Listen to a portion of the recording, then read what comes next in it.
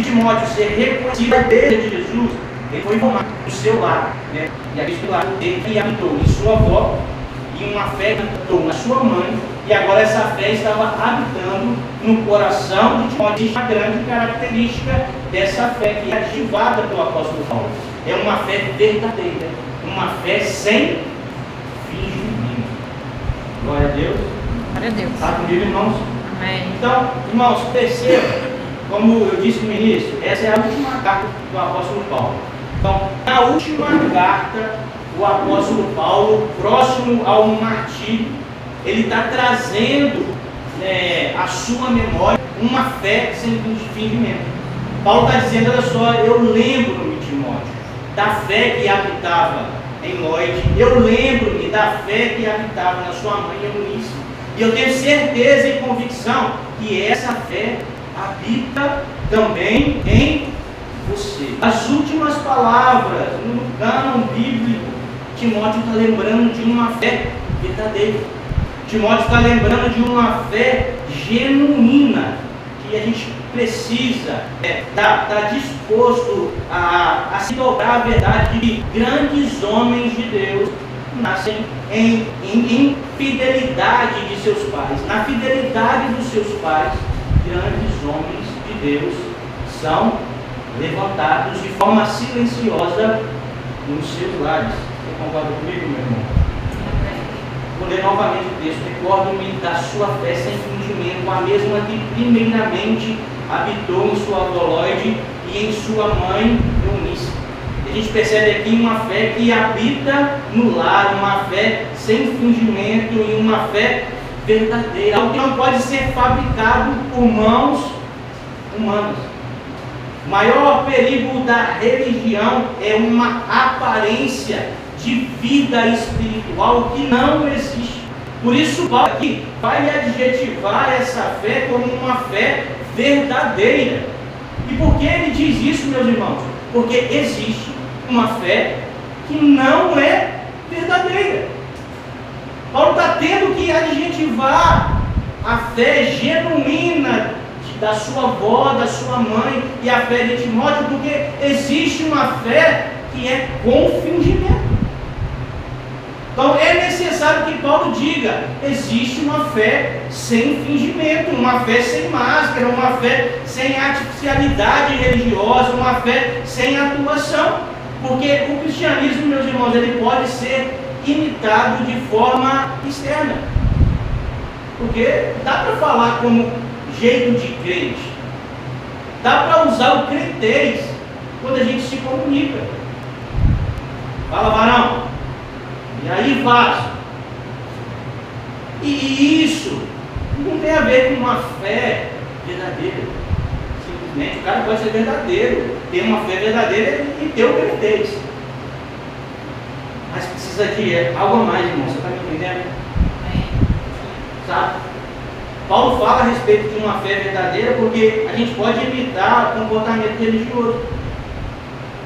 A gente pode copiar um comportamento religioso. Na verdade, irmãos, a gente pode até mesmo fingir que somos espirituais e participarmos de atividades religiosas, só que em uma fé com fingimento. Dá para louvar a Deus e não ter uma fé verdadeira. Dá para pregar, irmãos, e não ter uma fé verdadeira.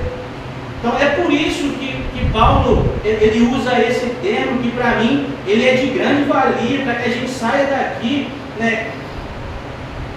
fazendo uma autoanálise no nosso coração e avaliando se de fato nós temos uma fé que é de verdade, uma fé que é praticada no nosso dia a dia, uma fé que é vívida, uma fé que nos coloca e nos posiciona de forma perseverante. Amém? Amém.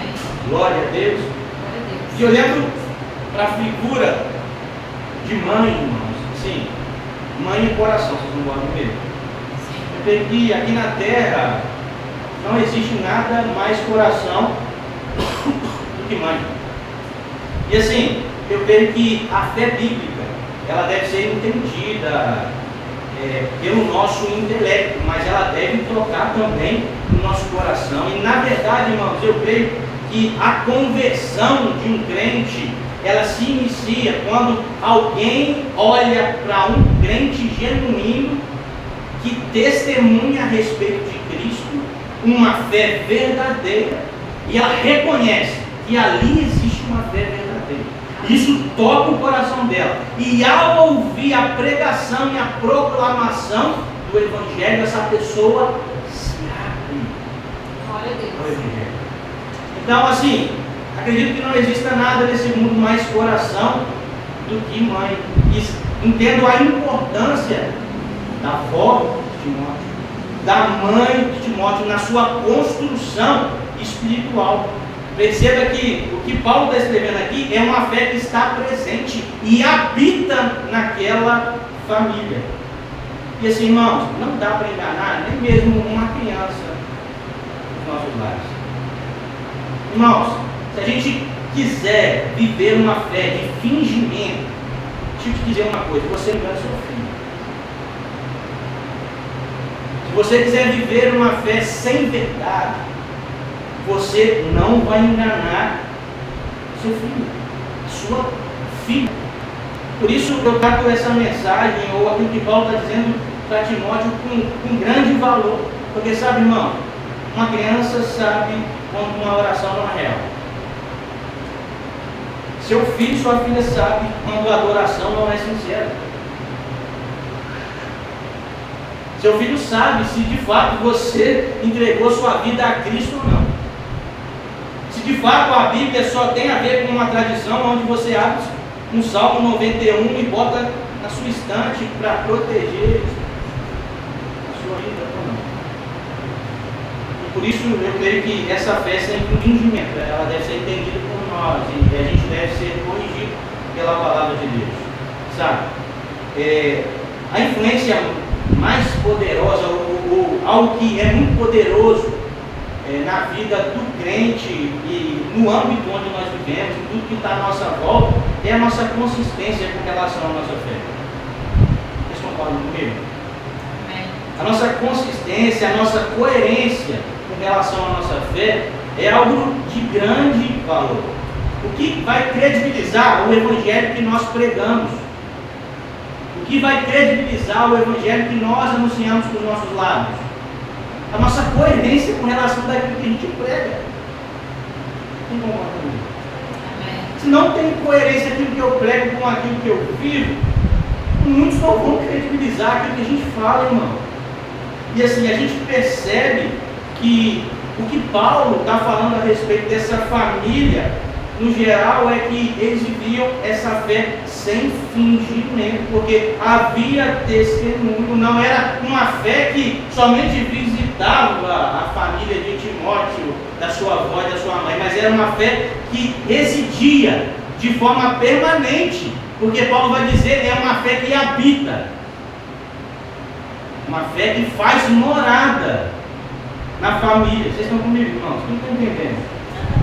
Então, a nossa coerência com relação àquilo que a gente prega, irmãos, vai fortalecer o discurso da pregação que a gente anuncia. A nossa coerência vai dar força ao nosso testemunho. Então, o Evangelho vai se tornar visível através das nossas vidas. Quem crê nisso? Eu creio que a incoerência vai enfraquecer aquilo que nós anunciamos. Não somente ao mundo, mas principalmente na criação dos filhos. A incoerência com aquilo que nós vivemos na nossa vida enfraquece até quando nós sentamos com os nossos filhos e queremos guiá-los à luz da palavra.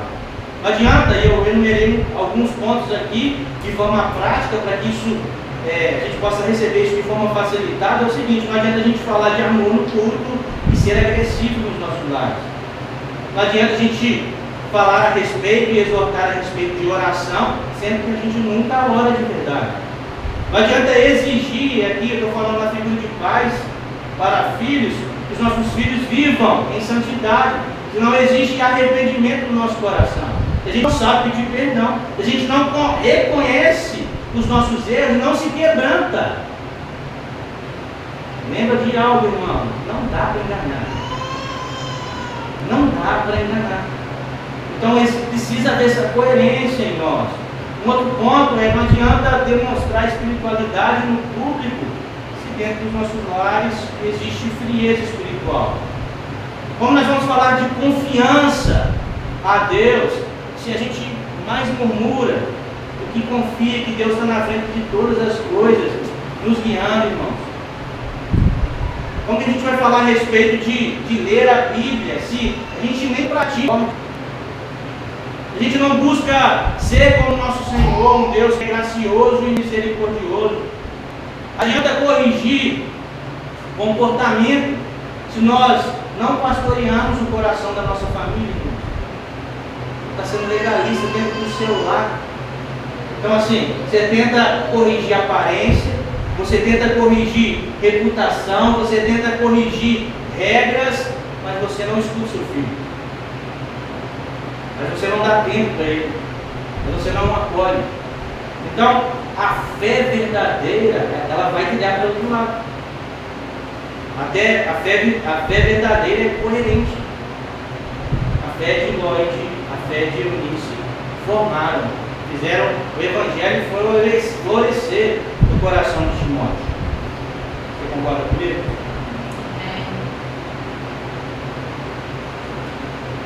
A coerência, irmãos, espiritual, a sua coerência no seu lar, em relação à fé que você diz que tem, ela vai trazer uma continuidade geracional à sua família. Eu creio muito nisso. Essa fé genuína espalha testemunho contínuo dentro dos nossos lares. E assim, falando disso, eu não estou dizendo que filho de peixe, peixinho é. No sentido de filho de crente. Eu não estou falando disso. Sabemos que filho de peixe, peixe é, mas filho de crente não é crente. Mas se houver uma fé que permanece no coração dos pais, a fé florescerá no coração dos filhos. Existe uma fé coerente no coração dos pais, essa fé vai florescer não de forma automática, mas no coração dos filhos. Amém? Amém. Glória a Deus. Então, olha uma frase que eu tirei. Timóteo foi profundamente influenciado pelo ambiente espiritual do lar, mas precisou possuir pessoalmente a sua fé. É isso que nós cremos com relação a essa fé que passa de geração em geração. É por isso que Paulo está dizendo: a fé que habitou os seus pais, Timóteo, agora habita em você. A fé que primeiro habitou em Lloyd, a fé que depois habitou em Eunice, agora habita no seu coração. Agora eu estou certo de que ela habita no seu coração, porque a relação de vocês gerou esse florescimento da fé. Então o Evangelho atravessando gerações, através da convivência. Então, como é a convivência com seus filhos? Em relação ao exemplo. Que exemplo dentro de casa você tem dado aos seus filhos, irmãos? Com relação a um discipulado contínuo. Senta e ensina a respeito de Jesus aos seus filhos. Você fala de Jesus para eles, você prega o Evangelho para eles. Você persevera nesse lugar. Então, da forma como Eunice e Lloyd levaram essa verdade ao coração de Timóteo, esse deve ser o mesmo seu compromisso. Amém? Então, o lar se transforma em um ambiente de construção espiritual. Então, se você é pai, se você é mãe, olhe para esse direcionamento que a palavra nos dá nessa noite. E se não está organizado da forma que se deve, porque tem tempo, organize. Amém? Porque Timóteo, ele não foi gerado primeiramente numa escola rabínica para que desenvolvesse o seu ministério ao lado de Paulo. Timóteo foi gerado aonde, irmão? Segundo Paulo. Dentro de casa.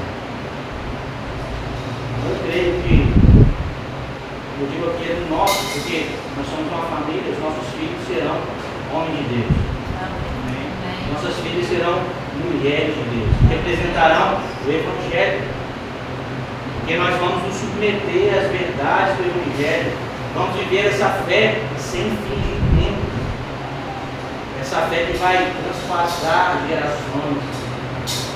Glória a Deus, se submete a isso, irmãos. Amém. Então, assim, a igreja vai participar, logicamente, disso, mas quem forma, quem discipula é o lar. E como anda o seu lar, irmãos? Como anda o seu lar? Como anda a criação dos seus filhos? Então, essa ação silenciosa de Deus, e é engraçado, sabe? Porque às vezes a gente tende, como seres humanos, a olhar só para os grandes feitos. Sabe? Meu filho foi formado no público, o meu filho foi formado em meio a multidões, mas nosso filho deve ser formado dentro de casa, reconhecendo e considerando que a nossa fé é genuína e verdadeira. Amém? Deus está muito mais preocupado dessa forma. Na verdade, acontece dessa forma orgânica de ser. Então, olha só, Timóteo se tornaria um pastor da igreja de Éfeso. Timóteo se tornaria um braço direito do apostolado de Paulo. Timóteo se tornaria um líder da igreja primitiva. Mas ele se formou dentro de casa. Então, qual é a nossa responsabilidade quanto a isso? Gigante, irmão. Você não tem o costume de fazer isso, mas olha para o seu irmão, seu lado, diga gigante, principalmente se ele for seu cônjuge. Principalmente se ele for seu cônjuge. Esse livro está sendo gerado ali na região da Júlia. Gigante a responsabilidade de vocês de instruírem a Cecília nos caminhos de Deus, irmão. Amém? Quem está comigo? Quem concorda comigo, irmãos? E olha o que Paulo vai dizer na mesma carta, na última carta, 2 Timóteo 3, versículo 14 e 15. Paulo vai nos dar mais informações a respeito da infância de Timóteo. Ele vai dizer, 2 Timóteo 3, 14 e 15. E que desde a infância sabes as sagradas letras. Paulo está falando para Timóteo que desde a infância de Timóteo foi criado nesse lugar, onde ele tinha contato com as sagradas letras. Então, desde cedo, Timóteo ouvia sobre a lei, Timóteo ouvia sobre os profetas, Timóteo ouvia sobre as profecias messiânicas, Timóteo tinha contato com as escrituras sagradas. E os nossos filhos, irmãos? Como andam o contato dos nossos filhos com relação à palavra de Deus? Timóteo foi exposto à palavra de Deus muito cedo. Paulo está falando desde a infância, desde os primeiros anos de vida. Timóteo ouviu a respeito da mensagem de Deus ao mundo. E o que isso prova para nós, irmãos? Que não precisa ser maduro ou esperar a maturidade dos nossos filhos para que eles recebam a palavra de Deus, para que eles recebam a mensagem de Deus. Talvez você está sendo enganado com esse pensamento. Ele é pequeno demais, ela é pequena demais, mas não espere a maturidade dos seus filhos para que você exponha o Evangelho a eles. Aqui a gente está vendo um homem levantado por Deus para proclamar o Evangelho que desde novo, desde os primeiros anos de vida, foi exposto. Por vezes a nossa preocupação é entreter os nossos filhos. Só que a nossa preocupação deve ser o quê? Expor e ensinar os nossos filhos a respeito da palavra de Deus. Semana passada a gente falou sobre o custo do discipulado com relação a ensinar pessoas a seguirem a Jesus. A gente diz que existem dois movimentos quando falamos do discipulado de Jesus. Um é seguir a Jesus e o outro é ensinar pessoas a seguirem a Jesus. Hoje nós estamos falando de ensinar os nossos filhos a seguirem a Jesus, assim como a mãe e a avó de Timóteo ensinaram. Então assim, é ainda mais importante, irmão. É uma responsabilidade ainda maior. E avalie a sua vida, e avalie a sua relação com essa questão. Amém? E a gente percebe que as Escrituras vão preparar Timóteo, porque a continuidade de 2 Timóteo 3,15 é: desde a infância você sabe as sagradas letras que podem tornar-te sábio para a salvação pela fé em Jesus Cristo. Te tornar sábio para o quê? Para a salvação pela fé, fé sem fingimento, em quê? Em Jesus. Então assim, se você não está criando seus filhos nesse lugar, está comprometendo o crescimento espiritual. Então, nessa noite a gente se comprometa com essas verdades, com esse ensino, com essa palavra diretiva ao nosso coração. Atos dos Apóstolos, no capítulo 16, também vai falar a respeito de Timóteo. Abre comigo aí sua Bíblia, por favor. A gente sabe um pouquinho de Timóteo também pelo livro de Atos, capítulo 16, versículo 1, 2. Paulo vai falar a respeito de Timóteo. Ele vai falar a respeito de uma fé que produz um testemunho público. A gente está falando de coerência, irmãos. A gente está falando de coerência com relação à nossa vida e o evangelho que a gente prega e se diz crer. E aqui a gente está diante de um texto que vai dar mais força a esse entendimento. Atos dos Apóstolos 16 vai dizer o seguinte: os irmãos de Listra e Icônio davam bom testemunho dele. Dele quem? Timóteo. Então, existiam irmãos de cidades que davam bom testemunho de Timóteo. Então, antes da proclamação do Evangelho através de Timóteo, Timóteo não era conhecido como alguém carismático, que pegava o microfone e sabia. Na verdade, naquele tempo nem microfone tinha, mas no anúncio do Evangelho, ele não era alguém carismático. O texto está dizendo que Timóteo dava bom testemunho. O texto está dizendo que Timóteo era alguém de caráter, irmãos. E você pode perceber que pessoas de cidades diferentes reconheciam o testemunho de Timóteo. Uma igreja reconhecia que Timóteo tinha caráter, porque essa fé sem fingimento habitava no coração de Timóteo. Então, testemunho antes de ministério, testemunho antes de atuação ministerial. Isso daí é bem contra a cultura. Não é verdade? Isso daí é bem contra a cultura. Querendo, antes de qualquer coisa, antes de caráter, antes de formação, a gente busca por visibilidade. A gente busca por ser reconhecido. E aqui o texto está dizendo em Atos capítulo 16, Timóteo dava bom testemunho. O caráter vai preceder a nossa comissão. E esse testemunho não era testemunho de uma pessoa, mas era um testemunho coletivo de homens que reconheciam a maturidade, a fidelidade e a integridade de Timóteo. E no ambiente doméstico, Timóteo foi formado. Glória a Deus. Então a gente percebe o lar impactando cidades. E eu creio em nome de Jesus, que as crianças que aqui estão serão influenciadas pelos seus pais. Um bom testemunho. E eu creio em nome de Jesus, que tocarão essa cidade.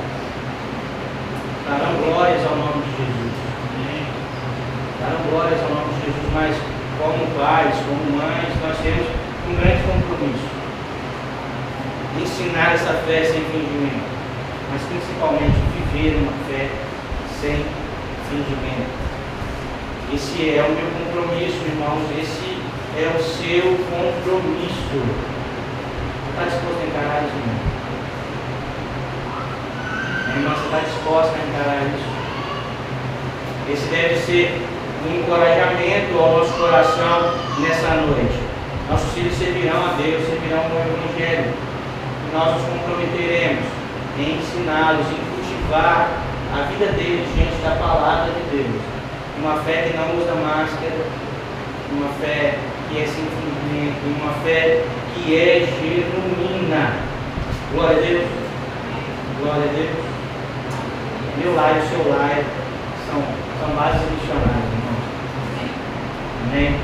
Glória a Deus. Nossos filhos serão enviados aonde eles estiverem e pisar. E glorificarão a Deus com um bom testemunho da fé genuína que foi transpassada de geração em geração e brotou no coração deles. Essa é a mensagem, uma breve mensagem ao seu coração nessa noite. Mas uma mensagem que pode, sim, mudar o rumo da direção da sua família e dos seus filhos. Uma mensagem que é importante demais de ser entendida e principalmente vivida dos nossos pais.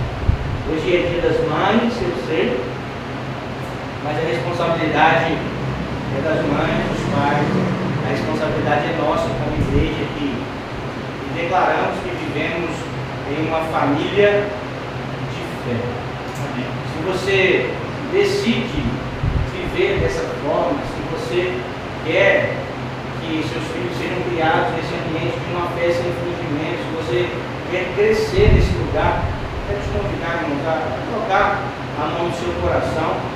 Eu ainda não tenho filho, mas eu me responsabilizo, porque eu creio que eu tenho uma família de fé e eu devo viver uma fé sem fingimento.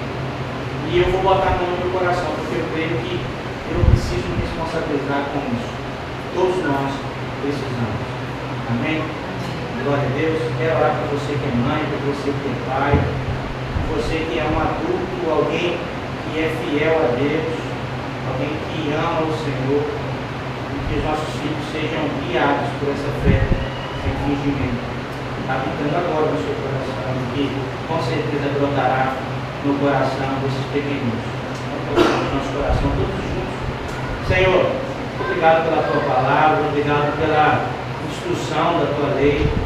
Pedimos a ti, Senhor, que essa noite que o Senhor falou ao nosso coração com essa mensagem, e sejamos responsabilizados e saímos daqui, Senhor, agarrados nessa verdade, de vivermos uma fé sem máscara, vivemos uma fé sem fingimento, vivemos uma fé genuína.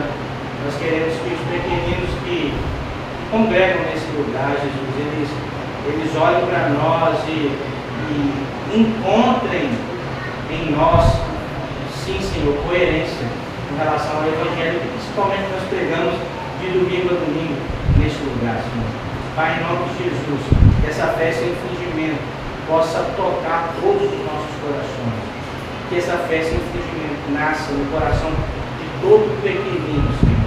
Para que eles sejam homens, mulheres de Deus, espalhados por esse mundo, pregando o Evangelho, seguindo o condicionamento do Senhor. Pai, derrama sobre todos os pais, mães, sabedoria, discernimento, Senhor, ousadia, Senhor. Derrama favor multiplicado sobre todos nós, para que a gente cumpra o nosso papel, encare isso com extrema urgência, Pai. Que não sejamos negligentes quanto esse direcionamento que o Senhor nos dá, Pai. Algo tão sério que tem a ver com a criação desses pequeninos. Orienta-nos, Pai. Eu quero orar também de forma especial por cada mãe, Senhor, nesse dia. Que o Senhor as encha de amor, de dedicação, que elas continuem nos guiando, nos amando e cultivando essa fé no nosso coração, Pai. Nós louvamos, te agradecemos, porque o Senhor tem sido fiel conosco. O o Senhor tem nos guiado e nos direcionado, Pai. E no nome de Jesus, o amor de Deus Pai, que a graça do Filho, que as doces consolações do Espírito Santo esteja com você hoje e para todos sempre. Em nome de Jesus. Amém.